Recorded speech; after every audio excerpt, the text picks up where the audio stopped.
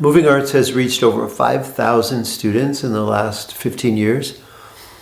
And there are many remarkable stories that touch our hearts as we see the trajectory of growth in them.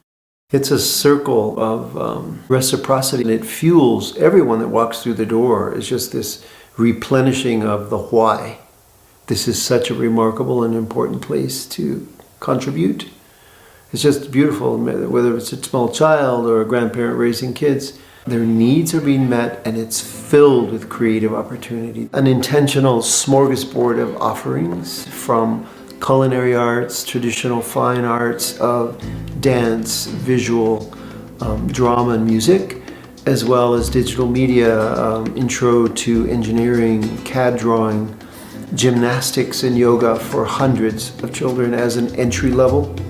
So the building is filled with opportunity on purpose to ensure that every child and family can understand their place of creativity and connection to community through cultural expression that addresses the needs of over 350 young people each week and their families. That's the sort of magic alchemy of artist medicine.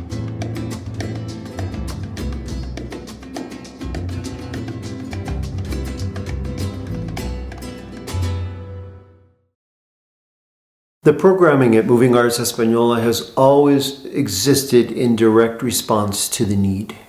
For example, about 7 years ago, we decided to begin to feed children. We have 4 high school interns that are paid as work-based learning. The rudimentary skills of chopping and serving and cooking. We have a chef, and we have an agricultural component where these healthy meals are procured when we can from farms that are locally sourced. One other contemporary project that's launching right now is called Pivot. It's a diversion program through the courts. It was noticed through a study at UNM through the School of Sociology and Criminology that Rio Arriba County was a black hole of opportunity for those youth needing to be deflected from the criminal justice system. And Moving Arts was selected through the DA's office to initiate a program to address those needs. Wraparound services, the kind of mentorship and behavioral health services and clinicians at hand when needed to determine a pathway for these young people to find an uplifting and productive contribution in their lives that they may not have in deflecting them from crossing the threshold of the criminal justice system. As a response to trauma and violence and severe poverty, Moving Arts exists to that end.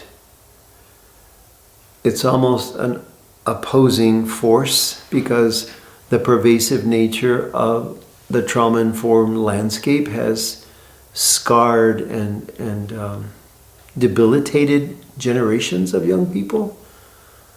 And we are contradicting that. We're interrupting that in a very measurable way. And we couldn't exist if we didn't have an ear and a partnership with the public schools or the homeschool associations or healthy meals, farmers, the college, behavioral health specialists, filmmakers that come into the space. Every person that enters is an opportunity for our young people to also collaborate. Our digital media film program, which is very important and growing, is an example of how so many layers are cross-pollinated. For example, the Pivot program and the Museum of International Folk Art are entering in 2 weeks. We start a collaborative project on an exhibition they have up called Prison Art, the Art of Advocacy. And it's a really beautiful look at how when human beings are incarcerated, either metaphorically or literally, they find resilience and persistence through creativity at great odds. And so we're creating a collaborative project right now with the museum and our 8 interns who are age 11 to 25 to create a special film to be part of that exhibit this summer.